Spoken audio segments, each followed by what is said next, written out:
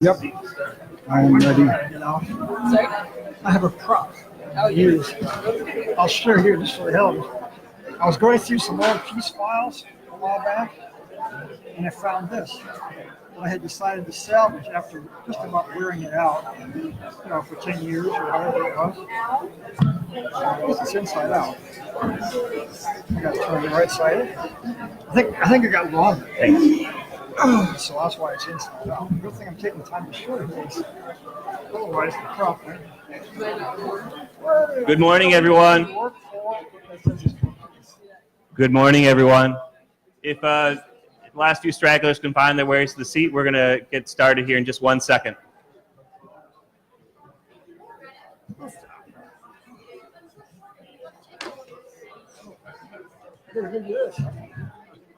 I thought you were sitting over there. Actually, I think this is, I set this out for Tony to hold up while he's giving his talk, giving the introduction. Maybe introduce. Should we both slide over one so he has a seat? Maybe? Yeah. Maybe, I don't know. I'm gonna slide over. And maybe during those discussions. I don't know. All right, so once again, good morning, everyone. Oh, wait, let's try that again. That doesn't sound very good to me. Good morning, everyone. Good morning. Thank you very much. So my name is Tony Jenkins. I'm the education coordinator here at World Beyond War. And some of you might also know me for my more humble work in peace education. I also work with the International Institute on Peace Education and the Global Campaign for Peace Education. But one thing I just want to point out this morning before we start our next panel is this wonderful book, which you've all been gobbling up here at the conference. And this book, A Global Security System, an Alternative to War, which we publish every year to bring out new thinking and emergent issues related to global peace and security. This is really World Beyond War's blueprint for how we work towards the abolition of all war. And if you see and look at it very carefully, you'll see that we have three broad strategies and action areas that we work through to accomplish that mission. Number one is the efforts to demilitarize security, and obviously we've been talking a lot about that during this conference. The second area of action and strategy is around managing conflict without violence. And that's something that we're going to especially address here in this particular panel as we talk about global governance. And the third area is creating a culture of peace. So I want to point out this blueprint. This isn't just something that we wanted you to put into your book bags and take home. This is really what informs our work, our strategic thinking about how we move towards the abolition of war. So I want to get to the specifics of what this particular panel is about this morning. So today we're talking a little bit more about global governance, and the official plenary title is Global Governance, Actual and Potential. And so I think what we all can agree on here in this room is that we desperately need some form of global governance, some sort of system of norms, of laws, of nonviolent institutions for managing conflict and for assuring the protection of our global commons. You'll note that we talk about global governance, not international governance, and there's a real intentionality to that. Nation states thus far have been pretty ineffective at achieving the kinds of goals that we have in mind. You know, the UN was established 73 years ago, and as we've been reminded throughout the conference, with the vision of saving succeeding generations from the scourge of war. How well have nation states been doing at that particular job? Right?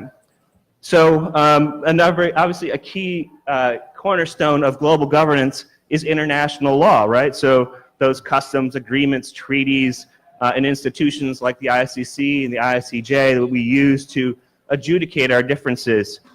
Again, a chief problem within this particular system, if you think and take that root word, international, is just that. It's a system of law rooted in the anarchic system of national sovereignty. So it's not a terribly effective system for dealing with concerns of the global commons. So maybe we need a new form of global governance. And that's one of the things that we've been thinking a lot about. Maybe we need a form of global governance with different representation. One that represents the needs of humanity, not the needs of nation states and the elite. One that's rooted in transparency, equity, responsiveness, and accountability. And we have some good ideas to achieve that. Our panelists today bring some particularly interesting approaches to that particular problem. A good friend of mine, a great friend of the peace movement, Cora Weiss, a few years ago, reminded us that the UN is turning 75 years old in the year 2020. And so we can kind of play with that a little bit. Her joke was, maybe it's time to take advantage of that and come up with the 2020 vision campaign.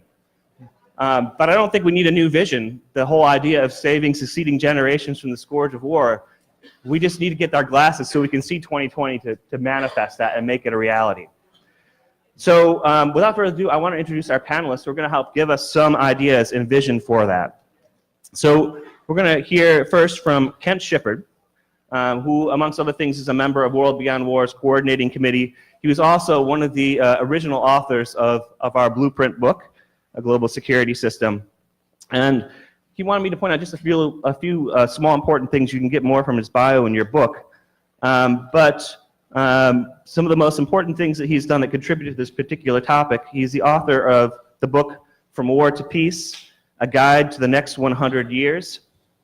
And he also has a new book coming out called The Planetary Emergency. So Kent's going to give us a little bit of an overview to global governance then and now.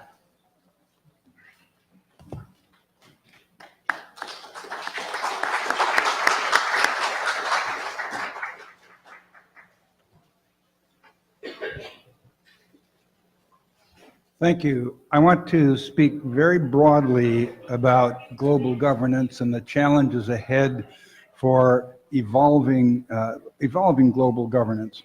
But first, 4 words, if you remember nothing else. Planetary emergency, breakdown or breakthrough. Planetary emergency, breakdown or breakthrough. We face on this planet an incredible plethora of crises. It's not just war and the fact that we need to outlaw it and put an end to it, but we are also facing a whole system of intertwined crises, including such things as an extinction crisis that has not occurred in this rate since the last 65 million years, endemic war, climate deterioration with all that implies, dying oceans, decaying cities, a toxic food system, both in production and distribution, water shortages, soil exhaustion, pandemic disease, gross inequality, and all of these are leading to an undermining of the ecological basis on which civilization rests. And so we face in the next 100 years breakdown or breakthrough. Each of these crises are impacted and in turn impact the others. So take, for instance, climate-induced migration.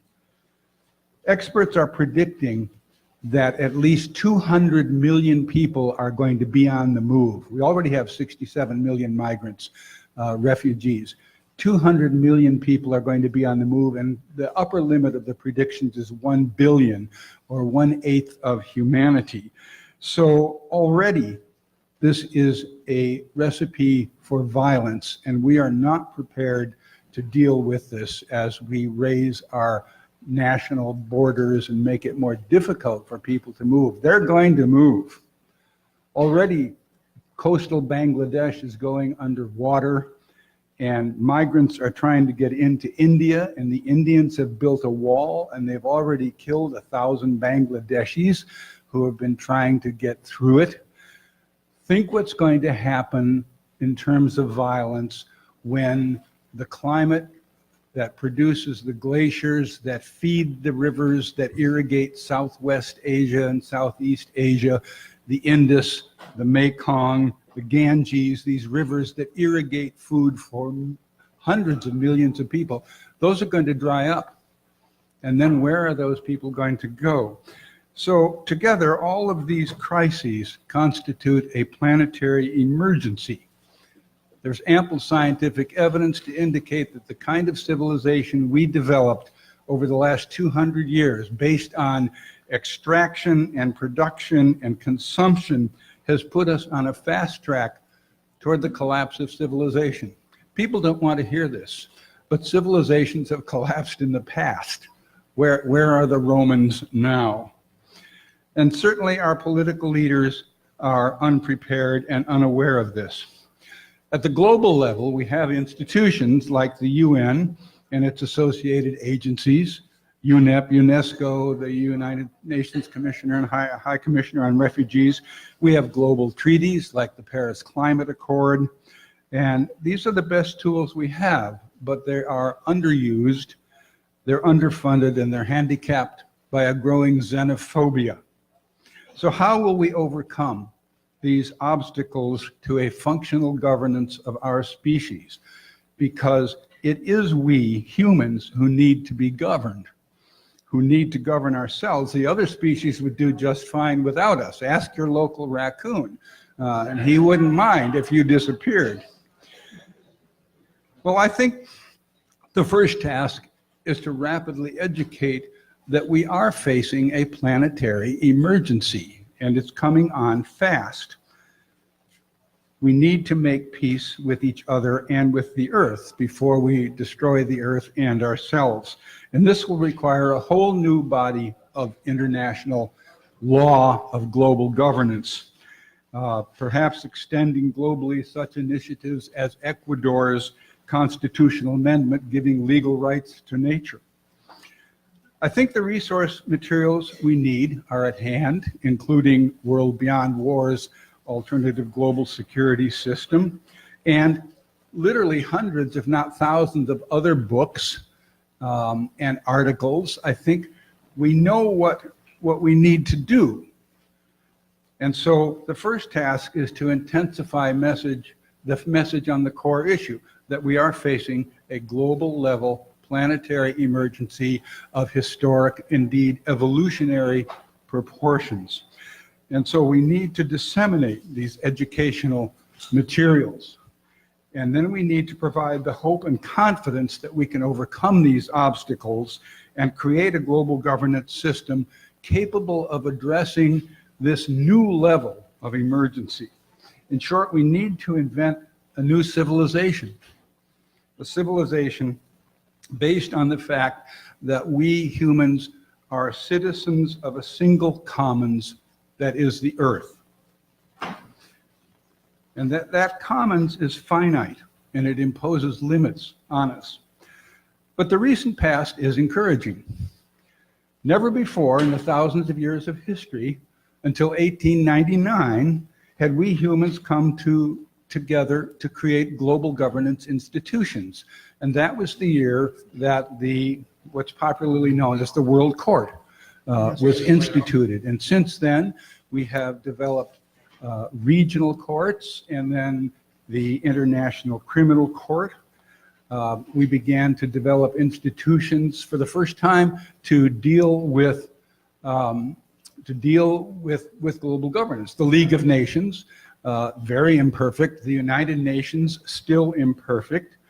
And then we began to have global level conferences on the environment and on women's issues and on health and disease. 1899. Yeah, but not a long time in terms of the history of civilization, and certainly not a long time in the history of the evolution of life on Earth. So this is revolutionary. We are beginning to develop a peace system. Thousands of international non-government organizations working across national borders to cooperate on solving humanity's problems. We have various conventions and treaties. We have instant global communication. And perhaps most importantly, we have perfected the techniques of conflict resolution and nonviolent resistance. So all of these peace system developments are amply chronicled in my first book and also in Ron's book, he will talk about. We know how to do this. We have the tools. We're not starting from scratch.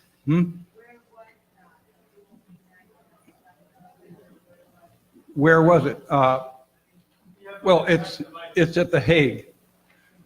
Yeah. Okay.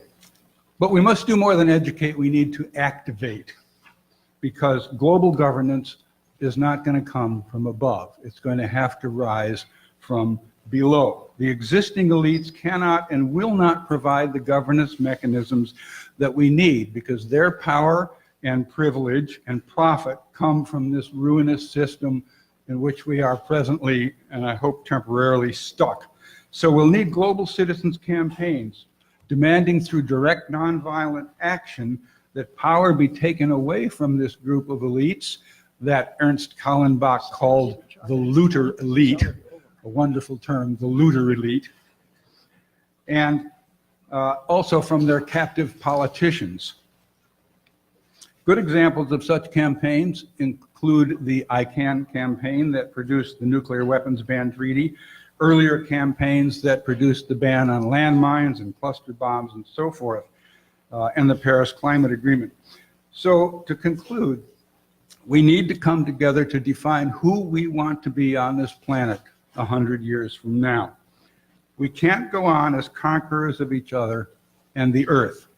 That is literally a dead end.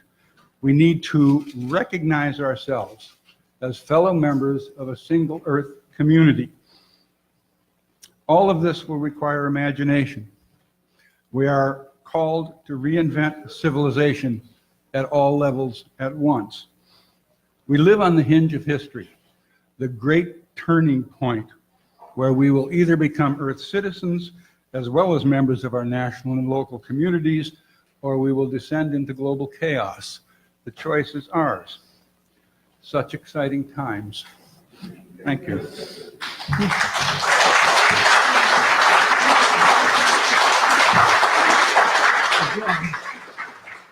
Next, I want to introduce to you James Ranney, a retired international law professor who also wrote a very interesting and relevant new book called World Peace Through Law, Replacing War with a Global Rule of Law. Ta-da.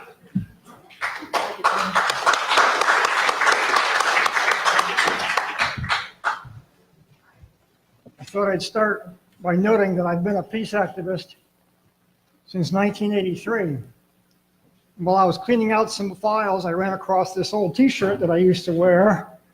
It says, "Be all you can be, work for," if you can see it, "work for peace." And before it totally disintegrated, and my wife washed it for the 100th time, I decided to toss it in a file, which I recently located. This book that I've displayed is something that's the product of 35 years of thinking and reading, what I call world peace through reading. I read a lot of books, and I've learned what I know about the peace issue a lot through books, for better or for worse. And I'll be speaking about one main thing, and let me make the argument briefly in the entire book. We can all agree that we need alternatives to war.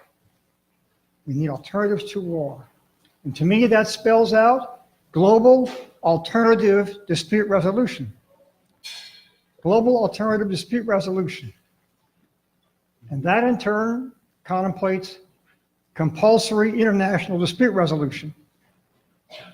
The mechanisms that have been utilized increasingly in domestic courts, like mediation and arbitration, and in the international level would be adjudication.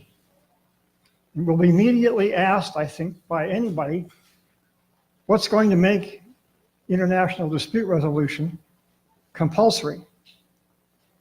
And the answer has to be, and this is maybe a little difficult to understand, it would have to be an increasingly strong, growing international norm. Nothing more and nothing less. In other words, the treaty itself would not be that critical. But what would be most critical would be a norm mandating result to international dispute resolution mechanisms before a country can go to war. Oh, anybody have Google up right now? Find out when did de Tocqueville write his book, his famous book on democracy in America? You're quick. All right, that sounds right, 1813. De Tocqueville said this about norms.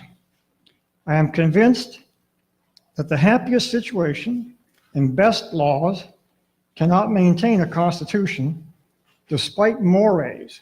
Mores is just another word for norms. Whereas the latter, norms, turn even the most unfavorable positions and the worst laws to good account. And so that's the crux of the argument that's set forth in abundant detail in my book. I said I'd be speaking about one main thing, compulsory international dispute resolution. I do propose in my book, a 4-stage international dispute resolution system. It's a stepwise system of, number one, compulsory negotiation, which isn't talked about much by international legal scholars, by the way. Compulsory negotiation, according to 2 historians, would have prevented World War I. Mm-hmm. And then probably also World War II. That would be worth doing, wouldn't it? Compulsory mediation would probably solve 98 or 99% of all the international disputes in the world. I'm big on compulsory mediation. Third step of the international dispute resolution system would be compulsory arbitration, which was proposed by President Theodore Roosevelt and President William Howard Taft, whose classmate, by the way, William Howard Taft IV, was in my class in law school. And the proposals that they set forth, which were actually proposed by the Republican Party in an era when the Republican Party could believe in things like an income tax and Social Security and so on, whatever, it was rejected by the Senate, the Republicans in the Senate. And last stage would be compulsory adjudication in the World Court, compulsory adjudication. And all the actually fairly reputable international legal scholars over the years have poo-pooed the idea that that would ever be able to be accomplished. And in particular, they've said Russia would never agree to it. In fact, when I read it, it was the Soviet Union. And that's wrong. Turns out to be wrong. Mikhail Gorbachev in 1987, Mikhail Gorbachev, who, by the way, I've met, you can see my picture on the internet. If you poke James Taylor Ranney up on your screen, you'll see a photograph of me with a big guy who's not smiling. I'm smiling, but he's sitting there kind of like poker-faced. In any event, he proposed it in 1987. When he did so, by the way, it was not covered by any single newspaper in the United States. It was covered in one London newspaper. But you can look it up. You can look it up in the literature. It exists. And for a couple of years, it was batted around. It was proposed by Presidents Kennedy and President Eisenhower, but nothing has ever come of it. And in fact, the whole concept of international dispute resolution has been totally neglected by government, peace activists, academia for 60 years. Previous to that, it was a huge idea. How many of you have heard, by the way, of the famous McCloy-Zorin Agreement of 1961? That proposal was basically the proposal that I'm making in my book. It was proposed by John J. McCloy, who was one of the most establishment figures in the United States. He advised 7 presidents from FDR to Reagan. He was a liberal Republican at a time. He was chairman of Chase Manhattan. He was chairman of the Council on Foreign Relations. He was Mr. Perfect. Eisenhower, by the way, wanted him for his Secretary of State, but he was vetoed by Robert Taft. So anyway, then Kennedy appointed him to head of the Arms Control Association, and he spearheaded negotiations with the Russians, in particular Ambassador Zorin, over many months. I've forgotten the total number of days, but it was like 2 weeks at a time. They had these huge debates. And finally, in 1961, they came forth with this proposal for basically totally eliminating national armies, using various mechanisms of international dispute resolution, and some kind of a series of enforcement mechanisms, including a UN peace force. By the way, one of my students, when I was a law professor out west in Montana, did a research paper on John J. McCloy and what happened to the McCloy-Zorin Agreement. And he found out that John J. McCloy, at age 91, was still alive, and he did this detailed interview, which is absolutely historic. And it's in my book. You need to read it. You know, it's pretty. I've already had requests from other faculty saying, "Can I print that out and use it for my course?" All right, where was I? All right, so I outlined the crux of the proposal of international dispute resolution. I believe it would have to be preceded by abolition of nuclear weapons, which would entail concomitant balanced reductions in conventional forces, although probably not general and complete disarmament. I don't think that's necessary. I'm sort of a little outlier on that point, but I still believe that's very possible. And then it would have to be backed up by various enforcement mechanisms, including a UN peace force. And in that respect, I may be different from certain members of the audience. Backing up then briefly, I want to talk very, very briefly about abolition. I'm not going to spend a lot of time talking about it to this audience, which I presume is intimately familiar with the need for abolition of nuclear weapons. So I just want a few quotes that I can find in my book if I look here closely. Okay, here's one. One of the most famous Cold War warriors, Paul Nitze, who did, by the way, the first Strategic Integrated Operational Plan, SIOP it's called, for how we would send out our thousands of nukes to destroy the Soviet Union and China and who knows who else. Just before he died, when he was 96 years old, he did an op-ed and said, you know what, folks, I've looked at where the use of nuclear weapons leads, and that way lies thanatos, certain death. He changed his mind. But in the course of this article, he talked about how a nuclear war could start, in addition to numerous possibilities with mistakes, which I outline in my book in great detail. I don't have time to go into it this morning. But he said you could have a situation of what I call a pre-preemptive preventive strike, meaning that one nation anticipating a preventive nuclear attack, I'm thinking India and Pakistan, shall we say, quote, might well feel it should strike even sooner than planned to head off the other country's preemptive blow. I could foresee the possibility of a situation arising in which there would be such an interaction of fear that it would be almost impossible to conceive how statesmen could prevent the situation from deteriorating into war. Next, I have a chapter, one of my best chapters, I do believe, chapter 8, dealing with abolition of nuclear war. And so I find a quote from one of the nuclear weapons industry insiders, in which he says, typical professorial kind of statement, quote, it has always been acknowledged that an international security system based on the willingness of nations to commit mutual suicide in order to protect themselves is a suboptimal solution to the security dilemma. Also, another quote that's rather nice, and I tried to research where I'd seen this quote. I couldn't find the book, so I called the office of former Secretary of State George Shultz. And the quote is as follows, by the way. When Shultz and Reagan returned from Reykjavik after offering to abolish nuclear weapons, the neoconservatives confronted them and said, what in the hell were you thinking about? And George Shultz's response was, quote, what's so great about a world that can be blown up in 30 minutes? And when I called his office and talked to his assistant, Susan Schendel, she said, oh yeah, what he said was he was quoting verbatim from what Ronald Reagan himself had said over a dozen times. Wow. All right. I think I have one more quote here somewhere. Oh, here we go. I can't resist this one. This is a nice quote. This is from a professor over in England somewhere, Philip Allott. I've never met him.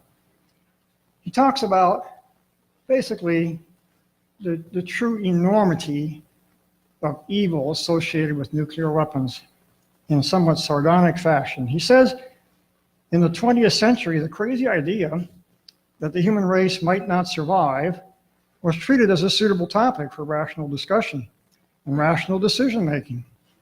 People who are otherwise sane and sensible could talk about mutual assured destruction, in caps, and the end of civilization, in caps. People who are otherwise sane and sensible could make and manage total war. Wars with no necessary geographical limit, no effective limit to the methods of death and destruction, no limit to the suffering to be endured by powerless and blameless human beings. In the 20th century, finally, people who are otherwise decent and caring could regard it as regrettable but natural that countless millions of human beings should live in conditions of life which are a permanent insult to their humanity. So I'm treading over territory that you're already very familiar with. And then briefly, I want to talk about the third element of the proposal that we make, which is basically having various enforcement mechanisms, including the start that would solve, I think, 98% of everything, the force of world opinion. And I argue, I think, persuasively in my book, that by itself, in even today's seemingly Thucydidean, Hobbesian world, would be very, very significant. I don't talk in the book much about economic sanctions. I think economic sanctions are problematic unless they're very, very targeted. And even then, you many times are killing more innocent people than you would if you talked about military force. So I do sanction, along with Randall Forsberg. Randall Forsberg had a debate with Elise Boulding, who was a famous pacifist. And in this debate that they had, Randall Forsberg said this, that's relevant to those who have pacifist beliefs. She said, others believe with equal conviction as I do that complete renunciation of the use of armed force in all situations is much less likely to lead to world peace than is the establishment of an international counterpart to national governments. A reformed UN which is empowered to use armed force to deter and quell deadly force. And she goes on and says the rule of law must be preeminent. Secondly, there could be vastly strengthened means of non-military conflict resolution. And finally, on the military side, there needs to be a process by which reliance on national force is replaced eventually and gradually, she says, over 10 years, by reliance on multinational forces. And I realize that within this audience, maybe I'm treading on dangerous water, urging the use of a UN peace force. And I think, frankly, it might not end up being needed all that much. Frequently, the people who are going to be the outliers, of the violators of a prohibition on possession of nuclear weapons are going to be individuals. And so it could be a fairly minimal force, certainly not huge numbers, and certainly not entailing the use of nuclear weapons. So in terms of the critical issue of command and control, it's an issue I spent quite a bit of time talking about. And indeed, numerous thinkers have thought about this for a long time, starting with Teddy Roosevelt. And I think what could develop would be some kind of a system that would be a combination of what's it called here? Qualified majority voting, something more than 50%, and weighted voting. And so I'll take more questions on that. I want to reach some other materials in my outline here. How many more time? Ooh. What I have a lot of bases for optimism. For one thing, partial solutions would work.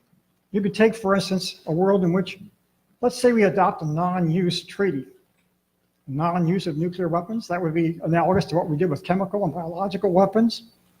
You could combine it with near abolition of nuclear weapons and adoption of compulsory mediation all by itself. that would be an infinitely safer world than the world we now face.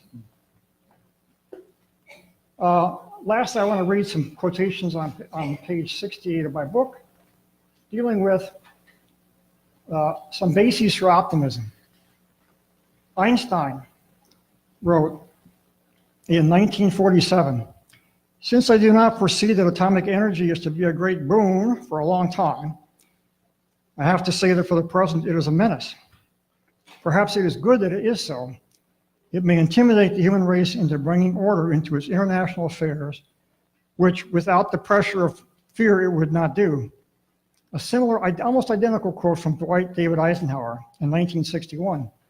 "Thus the possibility of total destruction, terrible though it is, could be a blessing, as all nations, great and small, for the first time in human history are confronted by an inescapable proof of their common lot." Lastly, Winston Churchill, 1953, quote, "Indeed, I have sometimes the odd thought that the annihilating character of these agencies may bring an utterly unforeseeable security to mankind." I've left some things out of my outline. I do want to finish with my social change theory, which is consistent with what the Beyond World piece is. A friend of mine, a colleague, many, many decades ago said, the crux of the answer to the peace problem is going to take fundamental social and political change. And fundamental social and political change requires attitudinal change. Attitudinal change requires education. We need to educate ourselves and others. If I had to recommend 3 books for the audience to read, of course my own, but also there's a book by Daniel Ellsberg called Doomsday Machine, fantastic, and another book by William J. Perry, which I forget the name of. But anyway, you can look it up. His latest book, William J. Perry. That's it.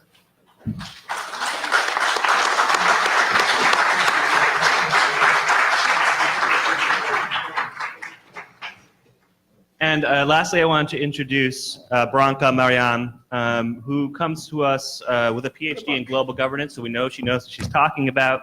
She is currently a program officer with Project Plowshares, doing research on emerging technology and military security implications.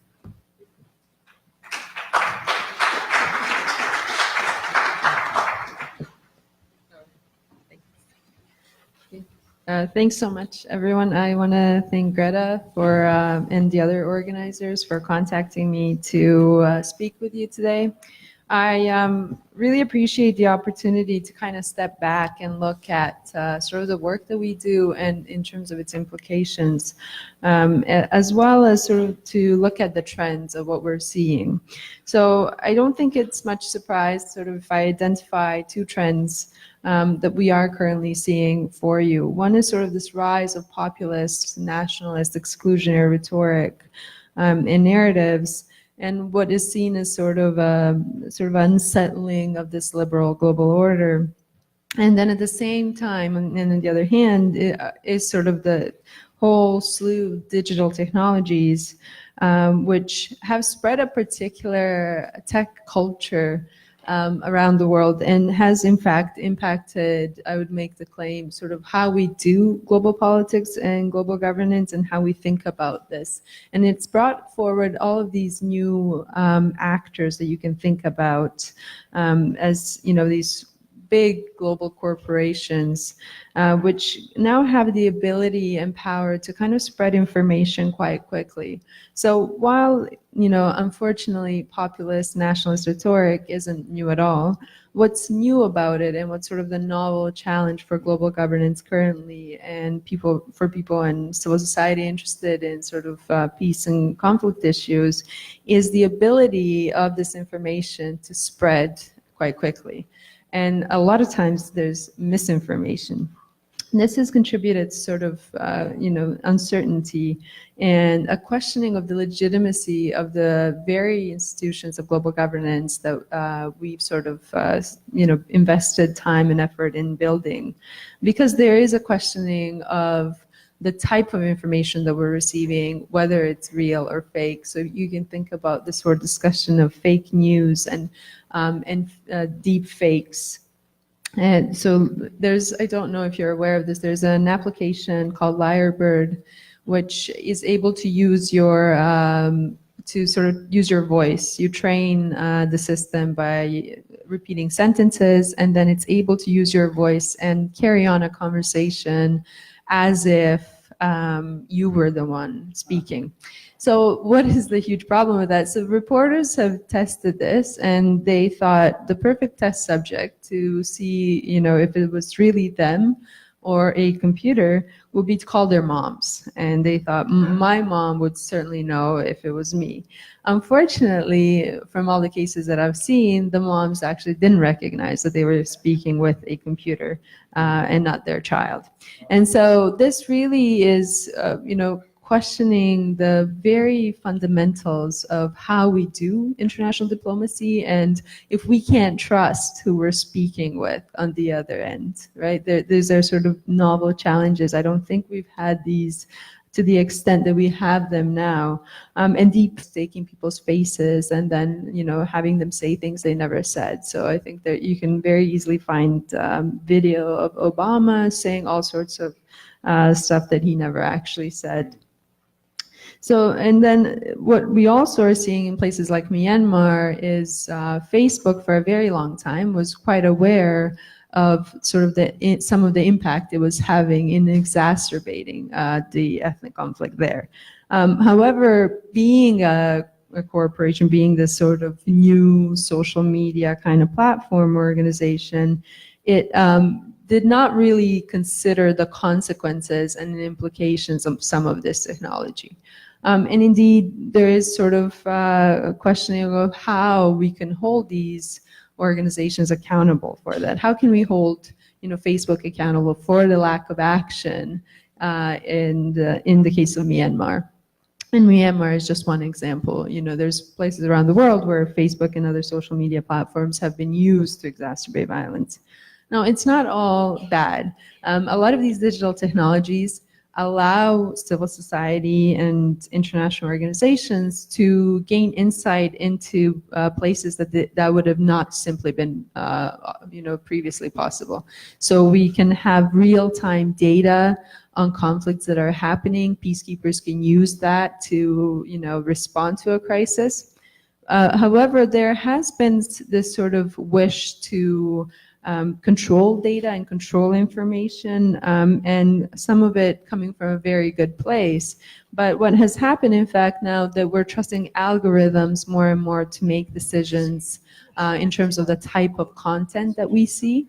So why this is problematic if you consider a place where there's, war crimes happening like Syria, and someone's able to upload video on an online platform and sort of let the world know what's happening, is a lot of time that content is being taken down, within a few seconds of being posted because the algorithms are flagging it as inappropriate. So we are losing a lot of potential evidence to, like some of the previous panelists spoke about, the need to sort of bolster these international institutions and dispute mechanisms and laws. And we're losing some of that evidence because of this kind of turn to quantitative sort of solutions to what are essentially qualitative problems. So this is all important to say that what we need to, I think about seriously and globally, and countries are doing this, in Canada to some extent, is we need greater digital literacy skills. And that goes at all levels of civil society, people interested in peace and conflict issues, also governments and international organizations. We need to understand sort of the technical components on the one hand, but the more important aspect of digital literacy that we can teach is information, and how do we analyze information and credibility of sources. I know when sort of the title of our talk is global governance, that this might be a bit surprising, that these are very concrete, sort of everyday things that can be done. But these are absolutely crucial to having an informed citizenry, to having informed governance actually happen, is that we need to understand how information is produced and who's producing it. We often think of young university students as being quite aware and tech savvy, but so far of all the studies that have been carried out to look at whether young students can kind of tell apart what is kind of fake news and what is actual news, all those studies have shown that in fact it's very difficult, even for really savvy young students to figure out, even when it's quite obvious sometimes in the names of the websites that these are not accurate sort of, they mirror or they play with the names of different media organizations. So if the sort of the generation that's grown up with this technology is having a difficult time with this, what do we expect of sort of individuals who don't have as much perhaps digital knowledge and literacy? And the other sort of problematic trend to think about is because that tech culture is shaping how international institutions are responding to some of these challenges. What we've seen is this sort of the use of tech language. So, all of these development projects now need to be innovative, but what does innovative mean and who gets to set what that is? And the other issue is disruption. The tech world loves this term disruption and the need to disrupt things. When people come from contexts that are quite disrupted, they don't really appreciate more disruption. So there is this lack of contextual knowledge and the consideration of the consequences of the different technologies that the tech companies are sort of kind of spreading across. And I think our institutions are simply, because of the pace of change, are quite behind. And one area that I work in, and others in this room, and Ray Atchison is here, is the issue of autonomous weapon systems. And this is sort of this push for the use of algorithms to make decisions over human lives. And this is all sort of interconnected because the push for this technology and its use in warfare is really coming from this idea that technology can solve all of these complicated social and political problems.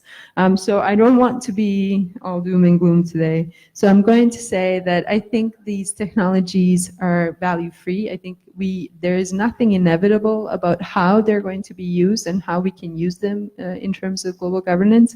So I think it's really important that we have these skills as civil society, as people that are interested in sort of peaceful resolution of conflicts and peace. I think these are crucial skills and perhaps an answer to how do we get more people interested in these issues. Thank you so much.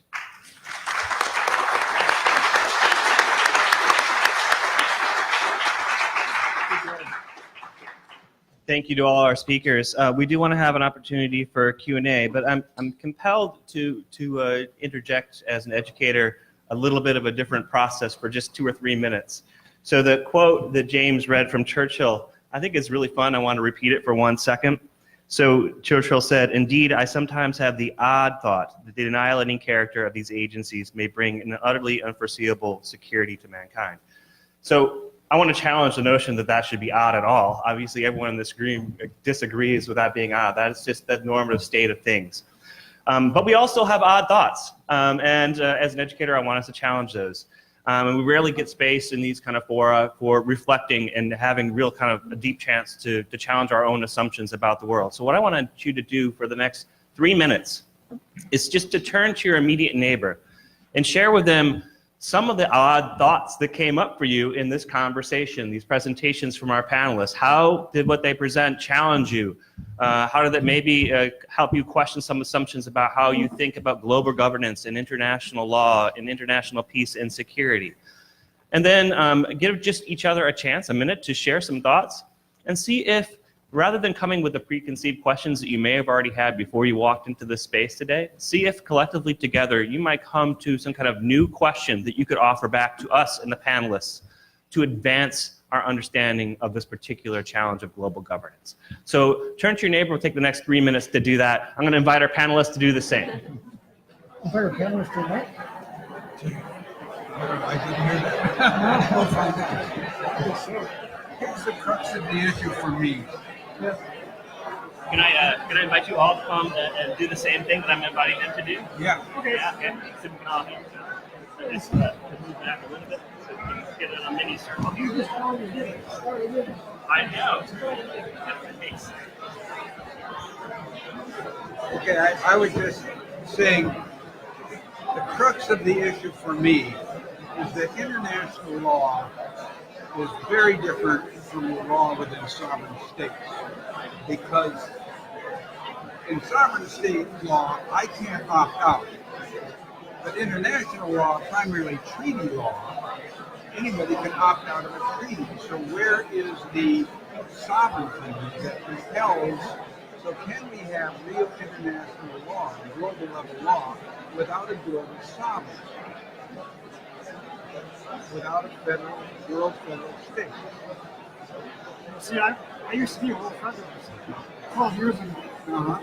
Because I became convinced that that was an unpalatable thing, you'd never go anywhere. For instance, I used to sit out at tables and have a book on things for free. I gave away thousands of copies. Ever convinced one person in 10 years, 12, 15 years of being world federalist? All that we had a group of elder people, almost all died. Now, citizens of all these countries. That's not a formula for success. That is not. I'm used to being a lawyer. I'm used to having my arguments persuasive 99%. And 0% successful. That spills. Forget about Charlie forever. Indeed, if you want to find the most devastating critique of world federalism, any book ever written, look at my book. And look at four federalists being attacked. You know what I'm saying though is, I'm not pushing any one thing. Like disarmament, I say it doesn't have to be built general disarmament, which they talked about for decades, right? I'm not pushing any one direction all the way, but maybe going 78% of the way. There's a quote I'm going to use from, what's this guy? James Conant, who's president of Harvard, which he says, you know what? Even a rickety bridge over the nuclear age is better than nothing. We can build upon it later on. I mean, what I'm saying is, I've taught international law 3 times. I think I know a little bit about it. I'm not an expert. Nevertheless, indeed, I'm not an apologist for international law, right? I attack them as much as I attack the attorneys. I'm probably pissed off at international law because one of the things that I think in the book. And what I'm saying is there exists in international law, or I say in the book, neoconservatives and the federalists are both right about the weaknesses that exist in what we have to do is look at the future right now. And the international students should work right now, work today, tomorrow. I want to give Branka a chance to respond. And one thing I would challenge each of you to think about in the Q&A is what questions from your own area of work do you think need to be offered back to this group to think about that we haven't answered? I think I heard Ken's question. But just as a thought, it would be a nice way of kind of closing, because I don't think we have the answers yet. That's my friend. I'm going to wrap them up. Okay. Please continue. So what is the alternative? If the international state, if the system... Okay, if I can have everyone wrap up your conversations. There's going to be plenty of time after this session to continue chatting with a new neighbor, your new friend.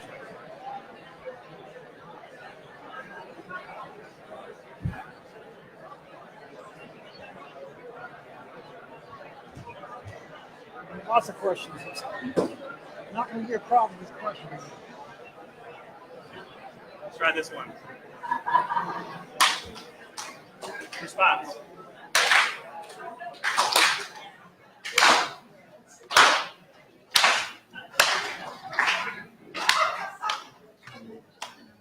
Oh, you guys don't know this game. All right, we'll play it later.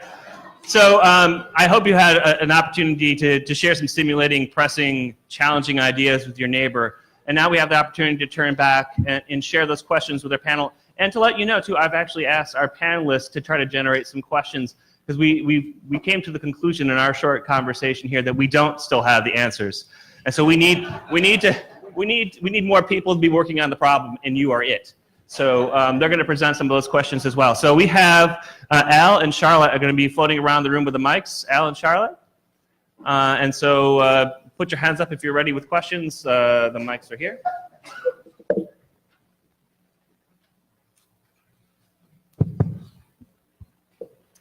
Sure. Okay, you want to do it first? Who hasn't asked? Oh, you asked a question. Yes, and if we can keep them brief questions. All right. Thank Well, you. just very briefly, what my partner said was that we've already lost. I'm Mark Hannigas, the producer of the movie that we'll see at noon, The World is My Country.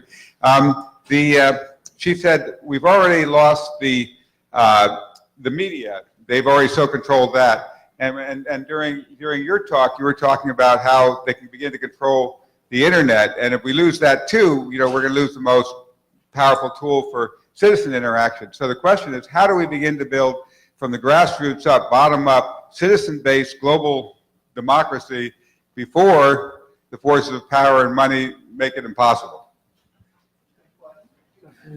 And maybe let's take 2 or 3 questions, and then we'll give you a chance to respond to a number of them first.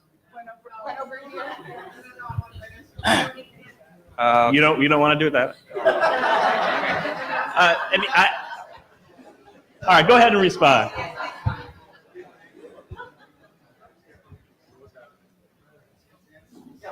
Well, I'll try and answer to that. One of the things I was going to propose and did not was that we work through all of the international non-government organizations and bring them together to consider how we are, in a great conference, a global conference, to consider how we are going to develop a new civilization, how we're going to deal with this planetary emergency of all of these interlocked crises. So we still have the international non-government organizations and the national ones as well, who are interested in world peace and world ecological order. And so I think, that is an avenue. So how do we initiate such a conference to deal with the planetary emergency? Oops. Why don't you go? Me? I think it's really key to educate young people because so much of this discussion, it sort of speaks to them, but they're not being spoken to. And I think we're seeing them use these new technologies in novel ways. And I know Sitsuko Thoro, who's been involved with ICANN, she said one of my favorite comments of hers was that, when young people started getting involved in the nuclear abolition movement, who knew how to use these new technologies, they knew things that enabled her knowledge and experience to be shared widely. And so I think there's such a need to sort of involve young people in different ways and engage them. And I'm so heartened to see in the US, like young students like the Parkland students and even in Ontario here yesterday, students who walked out of their high schools. I think we need them to understand that they ultimately have, say over the kind of world that they want to live in. And I think they're aware. And I think that's the sort of the key way we can kind of bring that grassroots change. I guess I'll comment just briefly. How many of you know that George H.W. Bush favors abolition of nuclear weapons? Not too many. It's written in one book that I cite in my materials. He hasn't made it public because he didn't want to come up with big public statements while his son was president. How many of you know that there are dozens of military generals and admirals, all of whom have come out in favor of abolition of nuclear weapons? How many of you know that 80% or more of the American population favors abolition of nuclear weapons? It's happening. One has a feeling that you listen to somebody like Ray Atchison talk, and she's got the pulse of the international public under her fingertips, and she knows where she's going. She's got an amazing energy. I watched hundreds of hours of all the conference that was held up there at the UN nuclear ban treaty negotiations. I know many of the people who are speaking up there. I'd never met her until yesterday. So I'm a big fan of Ray Atchison, as you can tell. People like that, we're going to make a difference. Even though I'm a peace activist, I watch all these war documentaries. My wife says, oh no, what is it? More Holocaust, more bombing, more bombs, this, that. Oh my God, World War I, World War II, etc. So I know more about war than most peace activists, I'd say, including, and I like watching movies like, I hate to admit it, Gladiator, at least the first 5 minutes. The rest of it's horse manure. But in that battle scene, he's the general, what's his name? Russell Crowe, is prepping his troops, and he says, gentlemen, blah, blah, blah. Finally, the punchline that he likes, that he has, or he says, what we do today echoes in eternity. Each of us needs to take that same approach towards the peace issue. We need to take the same approach that the terrorists take. We can learn from the terrorists. The terrorists, what do? They work one person at a time. One person at a time. We need to just keep pegging away, and by God, we're going to do it. Thanks, James. I want to make sure we have a chance to get a few more questions. So, okay, I'm Mark Taliano, author of Voices from Syria. One of the one thing that shocks me is the societal rejection of war truths, and I think that all of these processes require as a foundation the truth. And I was in Syria recently. I was in Syria twice during the war. Recently, when the cruise missiles came by. Can everyone hear this? So one truth that has been obliterated from Canadian society is that we support Al Qaeda and ISIS in Syria. And I think we have to come to terms with these very difficult, painful truths, and that is not happening. How can we build a consensus for peace when we are not addressing these very painful truths? Thank you. It's uncomfortable to say it, but it is documented that we support the terrorists that we are supposedly fighting.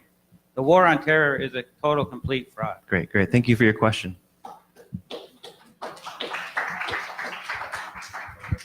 We have a question on this side of the room. My name is Dorothy Golden Rosenberg, and I'm living here in Toronto. I teach about environmental and ecosystem health to graduate students at the University of Toronto for the past 20 years. I'm in Voice of Women for Peace, J-Space Canada, Canadian Association of Jews and Muslims, and a lot of other peace groups. I wanted to ask everybody here, how many of you have seen the film If You Love This Planet, Dr. Helen Caldicott on nuclear war? Quite a few of you have, but a lot of you may not have. It won the Academy Award for Best Short Documentary. I think it was 1984. And to me, that is a film that has to be seen again. It's on the website of the National Film Board, NFB Canada. Please have a look at it. There are too many people in the United States who have no clue about what nuclear war actually could be. Thank you for this If you research. love Do you have this, a question for us too? Just a second, please. If you love this planet, just a second, please. If you love this planet, I've asked to repeat the title. If You Love This Planet, Dr. Helen Caldicott on nuclear war.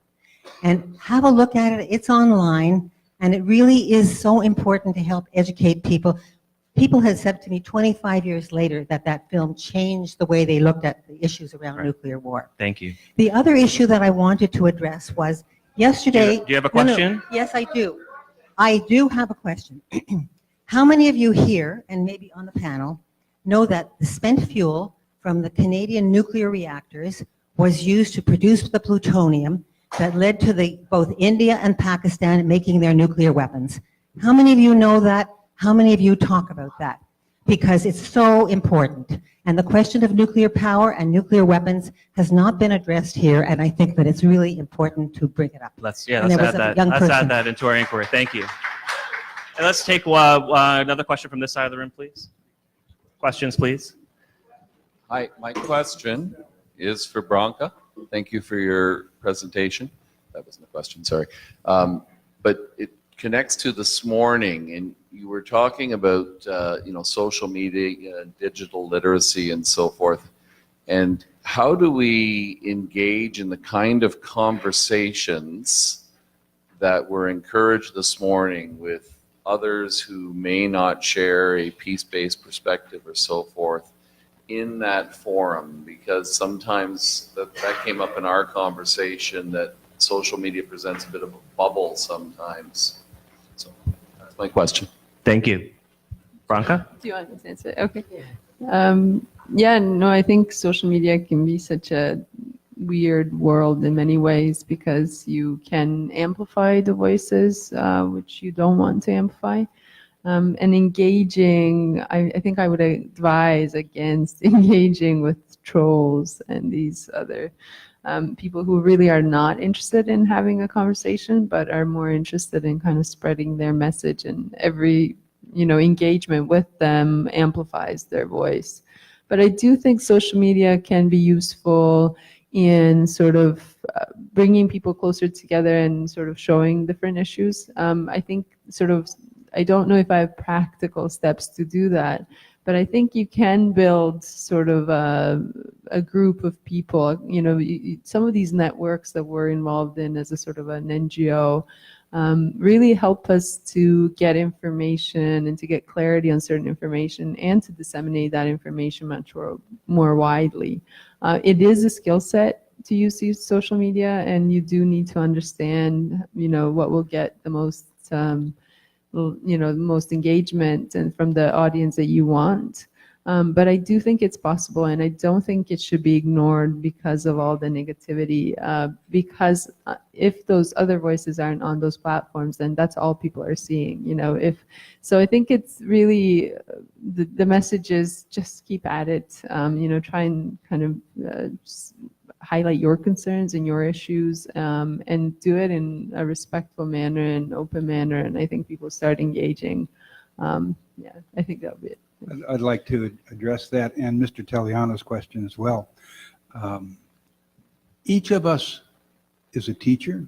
Each of us is a newspaper. Each of us is a preacher.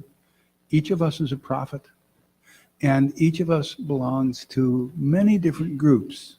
Maybe it's a men's group or a women's group or your book club or your church or some part of your church. Or maybe just a circle of friends.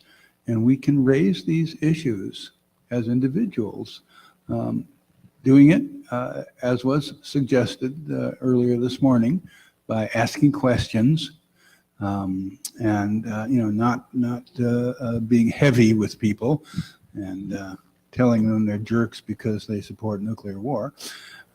But each of us can do that, but it requires the conviction and the courage that we should do it. And I have a little two-sentence quote here, a two-line quote by Harry Meserve, a Unitarian minister. He says, "For telling ourselves and others that evil is inevitable while good is impossible, may we stand corrected." Mm-hmm. Thank you. I just want to do a second Dorothy's recommendation of the film, If You Love This Planet. When I taught my law students, Law and World Peace, which we laughingly called Law and World Peace course, we had a film series, about half a dozen or maybe 7 or 8 films. And I remember a poster I created. I called it Cine 203. And one of those films was Helen Caldicott's film, who, by the way, I met later at a conference. She's quite the spark plug. I wanted to just comment very briefly. It doesn't really matter too much. Somebody had a question about the relationship of nuclear power and nuclear weapons. And I take a position in my own book that I'm kind of agnostic about that. And indeed, that's probably right about where I am. I'm somewhat agnostic, except that I do say that in there that if you're going to have nuclear power, that it would have to be of the non-proliferation, it would have to be the proliferation-resistant type, which is alleged to exist. But all I'm saying that for is that for those of you who think that we have to abolish nuclear power in order to abolish nuclear weapons, I'm saying, well, that's not necessarily so. It may not be required.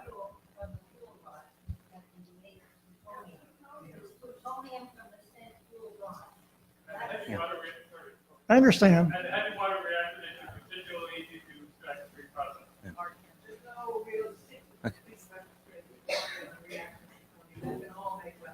Yeah.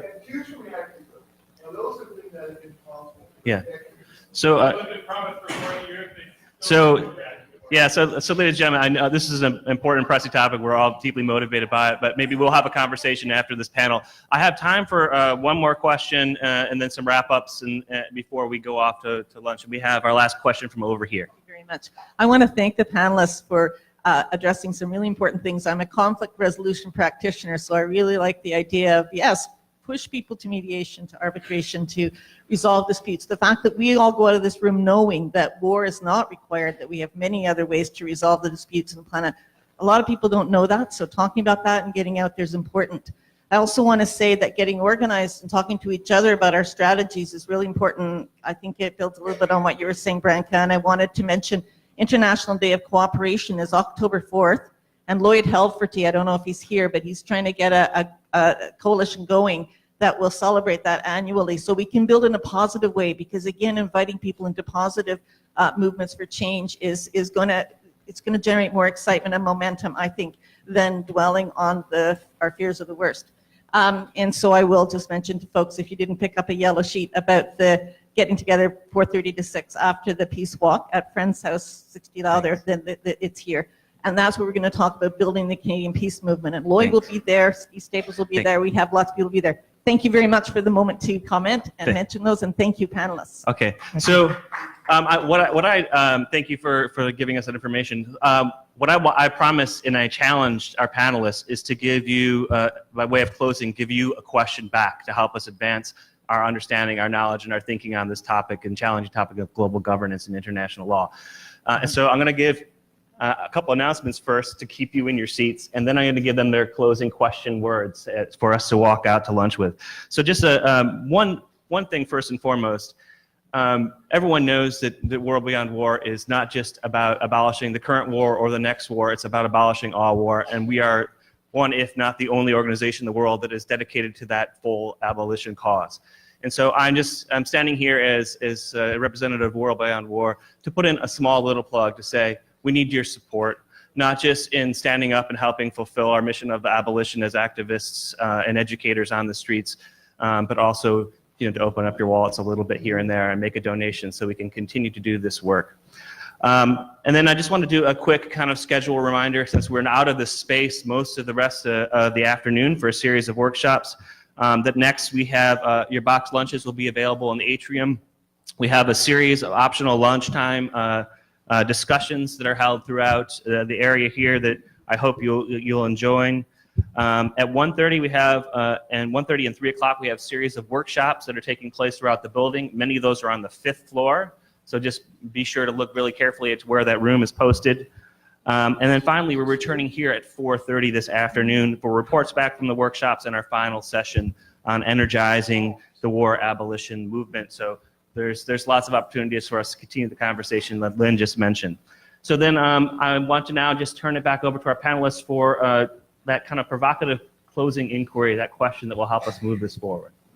What are the 10 characteristics of the world you want your grandchildren and great-grandchildren to live in? I'll be brief. I don't have a question. I guess just what are some positive ththings you can highlight, in your daily life on your social media, and to do that daily.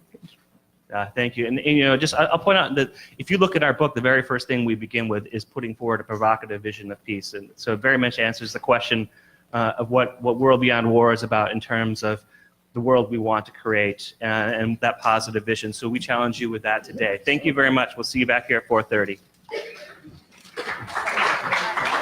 If you'd like a copy of my book, you would like it. Yes.